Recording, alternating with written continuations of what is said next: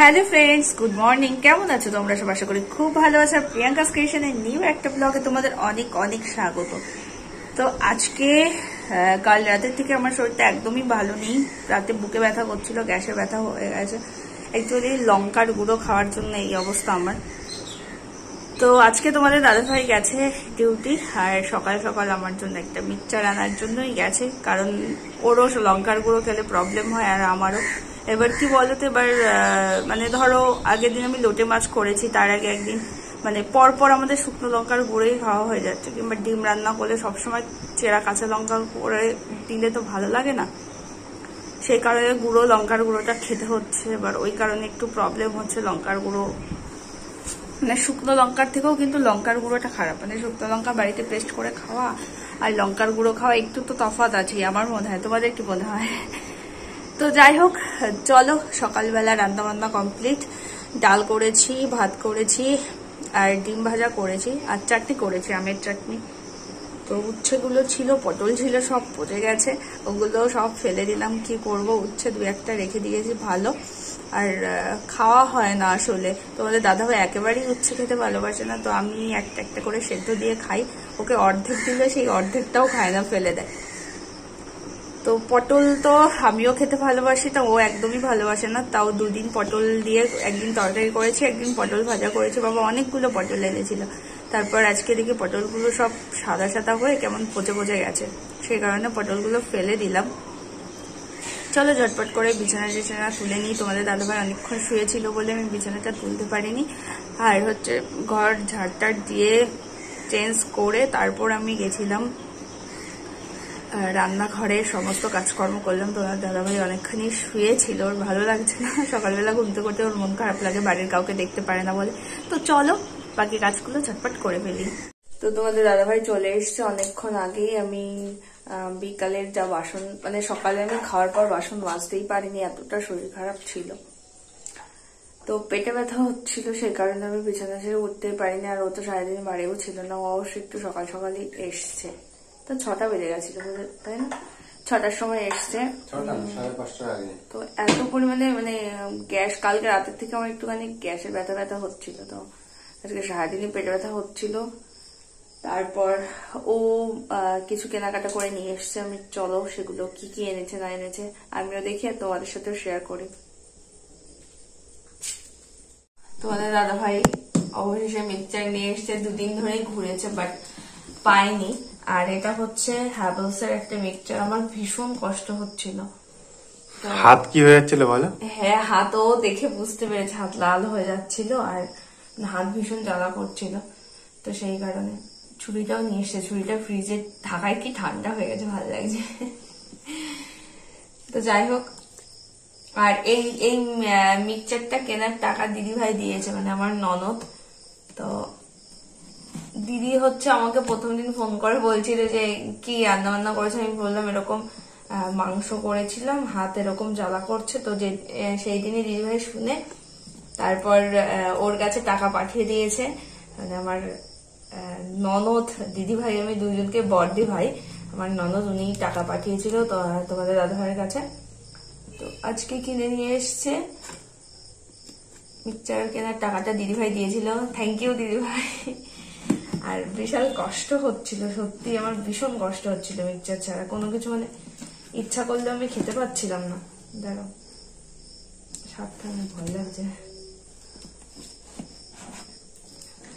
আর আমি ভাবছিলাম যে একদিন ওই ইলিশ মাছ খেতে ইচ্ছা করছে, বাট এই মিক্সচার না থাকার জন্য আমি ইলিশ মাছও নিয়ে আসতে পারিনি। তো যাই হোক, তারপর চিকেন আর খাওয়া হয়নি। মিক্সচার না থাকলে যে কি কষ্ট বাবা। আবার অবশ্য আমার যদি মানে বাটার কিছু থাকতো তাও একটা হতো, আমার তো সেটাও নেই যে আমি বাটবো, বলো। দেখি কেমন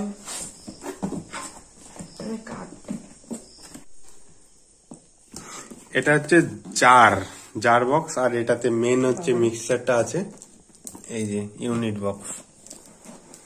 তো উনি খালি গায়ে বসে আছেন বলে আমি আর দেখাতে পাচ্ছি না।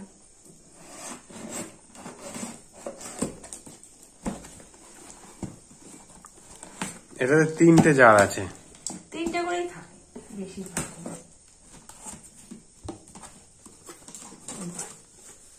কালারটা খুব সুন্দর। এই যে আমার মিক্সচার, তো ভীষণ হ্যাপি আমি। খুলবো আর খোলো, কি আছে, খুলে বনি করে দেখো ঠিকঠাক আছে কিনা। করবো আর বাবা,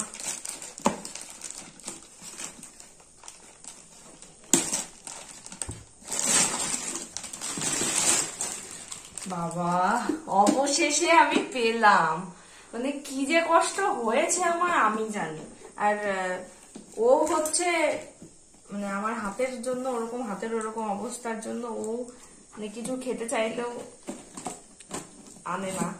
আজকেও বলেছিল যে, প্রথমে বলেছিল ডিম করব, তারপরে অ্যাকচুয়ালি আবার শুকনো লঙ্কার গুঁড়ো ওর খেলেই পেটে ব্যথা হয়। এই যে আমারও সেম তাই, কালকে শুকনো লঙ্কা দিয়ে খেয়েছি না, শুকনো লঙ্কার গুঁড়ো দিয়ে মাছটা করেছিলাম, তো পেটে ব্যথা। এবার ওই জাতীয় মাছ একটু মশলা না করে, লোটে মাছ যেহেতু একটু মশলা না করে করলে হয় না, তারপর ডিমের ঝোল এসব একটু মশলা ছাড়া একটু করা যায় না, সেই কারণে ভীষণ প্রবলেম হয়। আর ওই গুঁড়ো লঙ্কা দিয়ে খেয়েছি, খেয়ে পেটে ব্যথা। তো গুড মর্নিং গাইস, কেমন আছো তোমরা সবাই? আশা করি খুব ভালো আছো। আর ওয়েলকাম টু প্রিয়াঙ্কাস ক্রিয়েশন। আমি আজকে আমি কালকে রাতে ব্লগটা শুরু করে দিয়েছি। যাই হোক, তুমি তাও আজকে আবার নতুন। ব্যাপারটা হচ্ছে আমি এখানে একটু যাচ্ছি, আমাদের অফিস থেকে একটু মানে একটা পিকনিকের মতো ব্যবস্থা করা হয়েছে, সেই পিকনিকটা অ্যাটেন্ড করার জন্য। তো এই রেডি হচ্ছি, সকালবেলা একটা স্নান ফান সব রেডি, দাঁত সব মাজা হয়ে গেছে। এবার হচ্ছে যাচ্ছি, ওকে নিয়ে যাবো না, মানে বাড়ির কেউ যাচ্ছে না, শুধু স্টাফরাই যাচ্ছে, তাই জন্য আমি যাচ্ছি।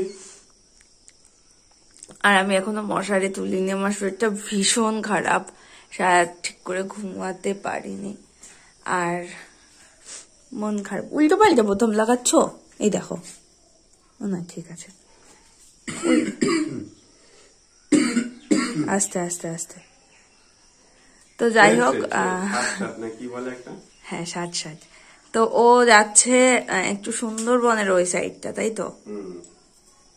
জামাটা না সে প্যাকে করে নিয়ে এসছি, একটু ঘুচিয়ে ঘুচিয়ে গেছে, ওই বাড়ি থেকে নিয়ে আসা তো একটু ঘুচিয়ে গেছে, মানে ব্যাগের মধ্যে একটার ঘাড়ে একটা চাপানো, ঠেলে ঠুসে ঢোকানো, তো সেই কারণে প্রেস করতে হবে। তো যাই হোক, যাও সাবধানে তাহলে। আমিও ঘুম থেকে উঠে গেছি, ও স্নান টান করলো, আর চুল টুল পাগলামো অবস্থা। ও যাচ্ছে, একটু মনটা খারাপ, ভালো লাগছে না। আমি একা একা প্রত্যেক দিনই মানে থাকি, আজকে আবার হয়তো বেশি টাইম, কারণ এত সকালেও বেরোয় না, কালকে মানে 9টার সময় বেরোয়, আজকে এখনো 8টা বাজিনেও বেরিয়ে যাচ্ছে, তা আবার সে কখন আসবে তার ঠিক নেই, এই কারণে একটু মনটা খারাপ। তার মধ্যে আমার শরীর খারাপ, এটা সব থেকে বড় কারণ। শরীর খারাপ না হলে মানে কোনো ব্যাপার না। তো ও কালকে বলছিল যে তোমার শরীর খারাপ, বেরোতে ভালো লাগছে না, কিন্তু কিছু করার নেই, যেতে তো হবেই, যেহেতু মানে এটা অফিসিয়াল ব্যাপার, তো সেই কারণে না। আমি বলেছিলাম যে মানে ও বলছিল যে যাব না, আমি বললাম না থাক, আমি ঠিক কোনো বেশি কিছু, জাস্ট পেটে ব্যথা হচ্ছে, আর কোনো ব্যাপার না। তো আজকে কালকের থেকে অনেকটাই ঠিক। হ্যাঁ,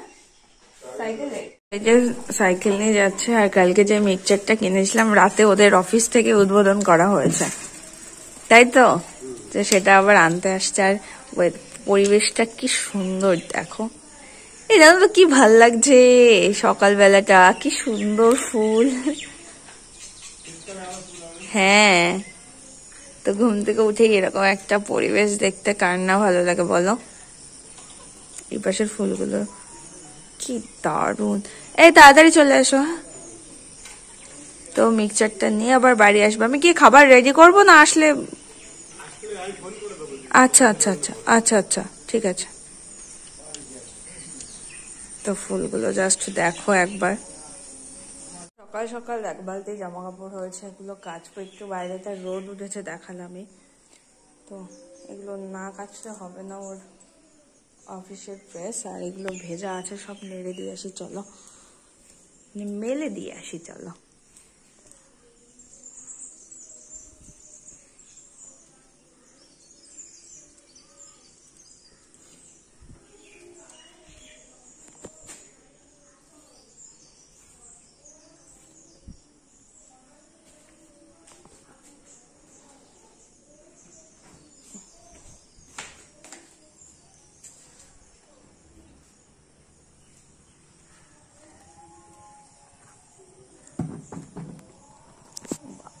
চলছে কিন্তু।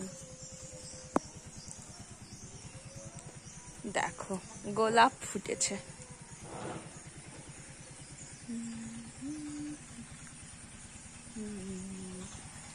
কিন্তু যেখানে এই তারগুলো মেলা সেখানে দেখো রোদ নেই, কি একটা সমস্যা।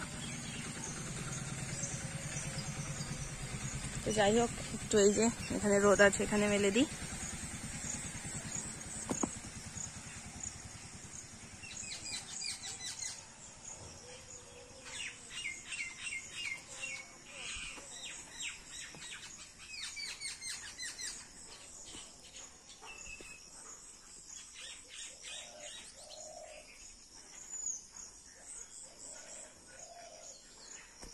সমস্ত জামা কাপড় মেলা হয়ে গেছে, আর এই দিকটায় খুব সুন্দর দেখো সবজি, এখানে বেগুন গাছ, এখানে ডাটা গাছ, আর ওখানে দেখো সব থেকে ইন্টারেস্টিং জিনিস লেবু গাছ। কত লেবু হয়েছে দেখো, এটা মৌসাম্বি লেবু গাছ, তো অনেক লেবু হয়েছে ওই গাছটা, কাছ থেকে একদিন দেখাবো তোমাদের। আর এখানে প্রচুর গোলাপের গাছ, শীতকালে অনেক ভালো ফুল দেখা যাবে। চলো দেরি না করে জামা কাপড়গুলো কেচে ফেলে। এবারে চলে এসছে, আর এখানে ভীষণ ভীষণ মশা। আর তোমরা তো জানোই আমার স্ট্যান্ড নেই, তার জন্য আমি মানে একবারে তোমাদের কিছুই দেখাতে পারি না। পুকুর পাড় দেখো,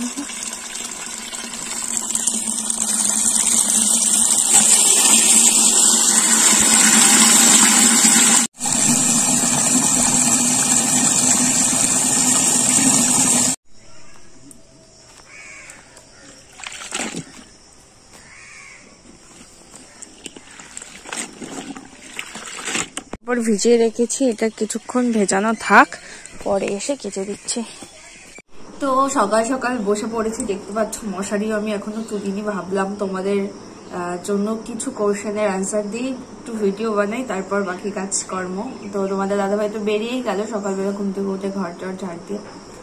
বিছানাটা আমার মানে তুলেছি জাস্ট, আমি মশারিটা শুধুমাত্র আবার ওই পাশটা টানিয়ে রেখেছি, বিছানা সব ঠিকঠাক করা হয়ে গেছে। মশারি ওই পাশটা বেঁধে রাখার কারণ হচ্ছে ভীষণ মশা। তো আমি হচ্ছে তোমাদের দাদাভাই যেহেতু বেরিয়ে গেল, আমি মশারির ভেতরে ঢুকে বাকি কাজ যা যা করার করবো। তো করবো বলতে একটু পড়তে বসবো, আর তার আগে আমি ভাবলাম তোমাদের সাথে একটু ভিডিও করে সবটা জানিয়ে দিই। যে তোমরা অনেকে কমেন্ট করছো দিদিভাই দাদাভাই কি করে, তুমি শুধু বলো ডিউটি যায়, তো দাদাভাই কি করে সেটা তো বলো না। তো আমার হাজব্যান্ড রেলওয়েতে জব করে, আগে শিয়ালদাতে পোস্টিং ছিল, এখন তালদিতে পোস্টিং, সেই কারণে আমাদের তালদিতে আসা, আর কোনো আদার্স কোনো কারণ নেই। তোমাদের আর একটা প্রশ্ন, তোমরা কেন নিজের বাড়ি ছেড়ে ভাড়া বাড়িতে আছো?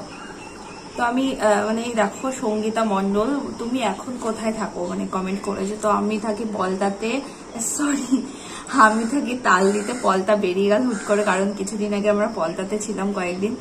শিউলি অধিকারী, তুমি কোথায় ভাড়া বাড়িতে থাকো? মানে ওই তো তালদিতে, স্টেশনের থেকে কাছাকাছি। তারপরে তোমার ঘর ভাড়া কোথায় ঘর ভাড়া নিয়েছো? সেম কোশ্চেন সবার। ও রাখি রয় কমেন্ট করেছে বাড়ির বাইরে যেতে না যেতে শাখা হাত থেকে খোলা শেষ। তো এরকম কোনো মানে ইয়ে নাই যে আমি বাড়ির বাইরে বলে আমি শাখা খুলেছি, আমরা বাড়ির ভেতরে থাকতেও আমি দিদিভাই মানে আমরা শাখা ছাড়াও থেকেছি। তো হয়তো তোমরা ভিডিওতে তখন খেয়াল করনি, আজকে আমরা বাড়ির বাইরে আছি বলে আমি বেশি চোখে পড়ছে তোমাদের, ওরকম কোনো কারণ নেই যে বাড়ির বাইরে চলে এসেছি বলে আমি শাখা খুলে ফেলেছি। বাড়িতে শাখা পড়তাম, হ্যাঁ বাড়িতেও আমি পলাপড়ে থেকেছি, দিদিভাইও থেকেছে। তো আমাদের বাড়িতে ওরকম কোনো ব্যাপার নাই, মানে নেই, কিংবা বাড়িতেও পড়েছি। আমার শ্বশুর শাশুড়ি ওই ব্যাপারে মানে কোনো কিছুই বলে না। তো যার যার স্বাধীনতা, তার তার কাছে যে যেমন ভাবে থাকবে তারা ততটাই স্বাধীনতা দিয়েছে। তো আমরা বাড়িতেও শাখা ছাড়া থেকেছি এখনো, মানে আমি তার জন্য আমি পলা পরে এসেছি। আর আমি পলা পরে আসার অন্য একটা কারণও আছে, আমার তো মানে শাখা পরেই থাকতাম। তো প্রথমবার আসছি অনেক কাজকর্ম করার, আর শাখা একটু খুব সাবধানে না থাকলে শাখা একটু থেকেই মানে ইয়ে হয়ে যায়, বেড়ে যায়। তো সেই কারণে পলাটা একটু শক্তপোক্ত বলে পলাটা পরে আসলাম। আর এবার থেকে আবার মানে এবার বাড়ি গিয়ে আবার হয়তো শাখাটাই নিয়ে আসবো। তো ওরকম কোনো ব্যাপার নেই যে আমি পুরোপুরি শাখা মানে খুলে ফেলেছি। আর সিঁদুর পরি না, না সিঁদুর পরি, তোমরা হয়তো খেয়াল করো না, কিংবা ঘুম থেকে উঠে হয়তো মানে আমি ভিডিও বানাই তখন হয়তো সিঁদুরটা থাকে না। তো আমি শাখা সিঁদুর পলা সবকিছুই আমার পরি, বাড়ির বাইরে চলে এসছি বলে খুলে ফেলবো, মানে শাখা সিঁদুর ছাড়া থাকবো এরকম কোনো ব্যাপার নেই। তো হ্যাঁ, শাখাটা সুবিধা অসুবিধায় খুলি, ওরকম কোনো ব্যাপার না, কিন্তু সিঁদুরটা অলওয়েজ পরি। তো এই হচ্ছে কমেন্ট তোমাদের। আর তোমরা ওই আমার বাড়ি ছাড়ার কারণটা তোমরা জানতে চেয়েছো, তো আমি বলি। আর নামগুলো আমি এখন অনেক খুঁজতে হবে, তো সেই কারণে আর খুঁজতে পারছি না। আর তোমরা জিজ্ঞাসা করেছো তোমার শ্বশুরবাড়ি কোথায় ছিল। আমার শ্বশুরবাড়ি ছিল বীরনগর। আমরা আজকে বৃহস্পতিবার, আমরা শনিবারে বাড়ি যাচ্ছি। বাড়ির ব্লগ তোমরা দেখতেই পারবে, দিদিভাইকে অনেকদিন পর দেখতে পারবে। জানি সবাই খুব মিস করছো দিদিভাইকে। আর দিদিভাই চ্যানেল খুলতে চাইছে না, তার কারণ হচ্ছে দিদিভাইয়ের এক্সাম আছে সামনে অনেকগুলো। আর মানে সেই এক্সামগুলো হয়তো দিদিভাই মানে খুব ভালো যে কটা এক্সাম দিয়েছে, খুব ভালো এক্সাম দিয়েছে, খুব ভালোভাবে পরীক্ষাগুলো হয়েছে। তো আরো চেষ্টা করছে দিদিভাই, খুব তাড়াতাড়ি একটা জব পেয়ে যাবে আশা করা যায়। তো এই কারণে দিদিভাই ওই দিক সামলাবে না, ইউটিউব সামলাবে, সেই কারণে দিদিভাই চ্যানেল খুলছে না। আর আমি তো বাড়ি যাবই, তখনই দিদিভাইকে তোমরা দেখতে পারবে। আর দিদিভাই নিজের পড়াশোনা মানে ছেড়ে পড়াশোনা চালিয়ে প্লাস সংসার সামলাতে হচ্ছে। আগে দুজনা মিলে টুকটাক করে করতাম, হয়ে যেত, ভিডিওতেও দেখতে পারতে, বাট একা একা দিদিভাইয়ের পক্ষে সম্ভব না। মানে পড়াশোনা করে তারপর সংসার করে তারপর ভিডিও করে এডিট করা, আর দিদিভাই এডিট ঠিকঠাক করতে পারে না। তো হ্যাঁ, এটাই হচ্ছে কারণ ভিডিও না মানে দিদিভাই না করার। আর আমি বাড়িতে গেলে তো অবশ্যই দিদিভাইকে দেখতে পারবে। আর দিদিভাইয়ের সামনে আরেকটা এক্সাম আছে পরের মাসে, সেই এক্সামটা হয়ে যাক, তারপর দিদিভাইকে বলবো ছোট ছোট করে ভিডিও করে আমাকে পাঠাতে। আর বাড়ির বাইরে আসার কারণ আমাদের কোনো ঝগড়া অশান্তি কিছু হয়নি। আমাদের একমাত্র কারণ তোমাদের মানে আমার হাজব্যান্ডের, তোমাদের দাদাভাই বলতেও বারণ করেছে, মানে আমার হাজব্যান্ডের পোস্টিং তালদিতে হচ্ছে। এবার তালদি থেকে আমাদের বাড়িতে মানে বীরনগর যাতায়াত করতে কমসে কম 3.5 ঘন্টা টাইম লাগে। এবার মানে ট্রেন ঠিকঠাক করে সাথে সাথে পেয়ে গেলে 3.5 ঘন্টা টাইম লাগে। এবার 3.5 ঘন্টা জার্নি করে তারপর ওর 12 ঘন্টা ডিউটি।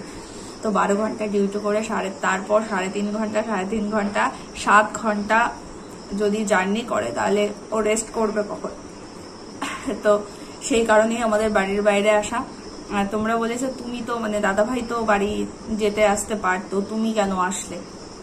তো প্রথম কথা, হ্যাঁ, অনেকে আমার এই কমেন্টের উত্তর মানে দিয়েছে আমার হয়ে অনেকে। তাও আমি বলছি হ্যাঁ ঠিকই বলেছো তোমরা, যে রান্নার অসুবিধার জন্য আর এই সব দিকে যে কোথায় ও থাকবে না থাকবে কি খাবে এই চিন্তা করেই আমায় নিয়ে আসা, আমি আসলাম। আর শনি রোববার তো আমরা বাড়ি ফিরছি, দুজনাই বাড়ি ফিরছি। তো এটাই হচ্ছে আমাদের বাড়ি ছাড়ার কারণ। নয়তো অত সুন্দর বাড়ি ছেড়ে কে না আসে বলো, মানে কে আসতে চায় এরকম ভাড়া বাড়িতে। যতই তোমরা মানে বলছো যে আগে তোমার শ্বশুর বাড়িও তো ভালো ছিল না, তো এমন ভাব করছো যে মানে প্রথম থেকে তোমার শ্বশুর বাড়ি ভালো ছিল, কিংবা বাপের বাড়ি তোমার ভালো না, এরকম কমেন্ট করেছো আমি দেখেছি। তো কি বলতো, সে বাড়ি যা আছে আমাদের, মানে আমার বাপের বাড়ি শ্বশুর বাড়ি যা আছে না কেন সেটাই আমাদেরই ছিল। এবার এটা হচ্ছে পরের বাড়ি থাকা। এবার পরের বাড়ি হয়, আর নিজের বাড়ি যাই থাকুক না কেন নিজের বাড়ি হয়।